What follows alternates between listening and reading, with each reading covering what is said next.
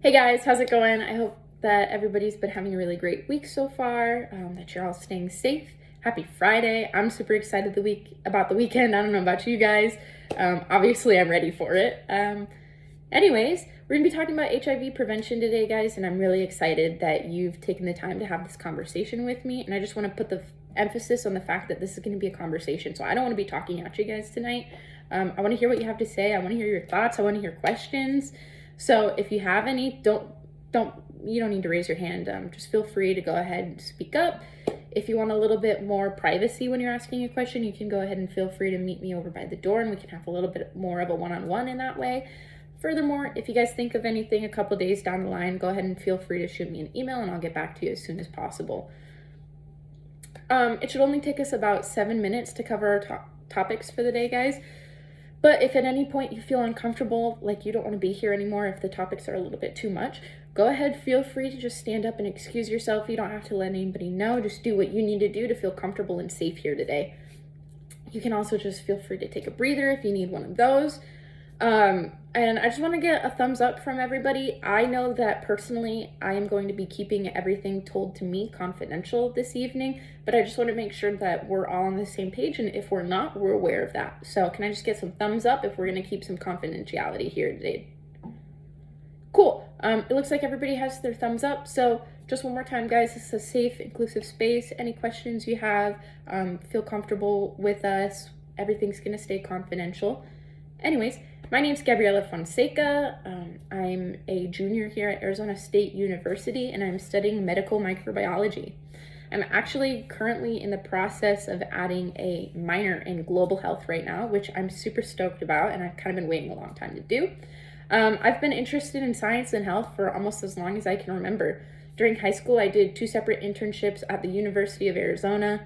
Gross, I know. But I had the opportunity to study in a lab that was working on the vitamin D receptor and looking at its association with various human medical conditions, which was super awesome. Last semester, I had the opportunity to take Mike 314 with Dr. Salomon, which I absolutely loved. It was my favorite class, became that in about like 1 week. So that was awesome. This semester I'm taking Mike 498 with Dr. Salomon and Dr. Jacobs, which is an absolute pleasure. Anyways, moving on into our topics for the day. I know last week we covered HIV transmission, so our 5 fluids and our 4 DORTs, if you guys remember that. So now that we know those, we can go a little bit more into how we can prevent HIV. And I just want to reiterate one more time for you guys, HIV is uncurable. We don't have a cure for HIV. However, it's 100% preventable. And today we're going to go over some of those strategies. And the most effective way to remember those is by this saying that I'm about to tell you right now. So it's choose an A, B, C, or P to protect yourself and your loved ones from HIV. If I could just get everybody to say that together on 3 so I make sure we all know it. 1, 2, 3. Choose an A, B, C, or P to protect yourself and your loved ones from HIV. Perfect. You guys already know it better than I do.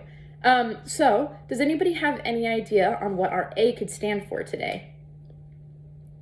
Awesome. Yeah, A is going to stand for abstinence. And depending on who we ask in this room, we might get a different answer on what abstinence means because there's a lot that goes into it typically. People can look at it from a cultural, religious, or just from their own personal background of any sorts.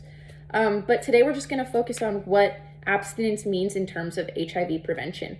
So pretty much all that means is that we're going to be abstaining from penetrative sex. And under penetrative sex, we're going to include anal, vaginal, and oral sex. We're going to include oral sex in there because when the act of oral sex is done, there's the chance for microabrasions, and those would act as a door for HIV transmission. So one more time, abstinence is going to be abstaining from penetrative sex, which would include anal, vaginal, and oral sex. Perfect. So we've got A down. Does anybody have any idea on what B could stand for? Yeah, okay, this one's going to be a little bit more difficult, so I'm just going to go ahead and give it to you guys. B is going to stand for be faithful. And there are 2 components that really make this be faithful, work. And those are both going to be knowing your partner's HIV status as negative, as well as mutual commitment. So I said partner in just one, but this also works for non-monogamous monogamous relationships. So the key components are going to remain the same, knowing you, your partner or partners, HIV status as negative, and making sure that there's mutual commitment in between either two partners or a bubble. So basically, it's just going to be keeping HIV out of whatever relationship status you've got going on. Perfect. So we're moving on to C. Does anybody have any idea on what C could stand for? Exactly. C is going to stand for condom. So just going over it all one more time, we're choosing an A, B, C, or P to protect yourself and your loved ones from HIV. We've got A for abstinence, B for be faithful, and now we're moving into condoms.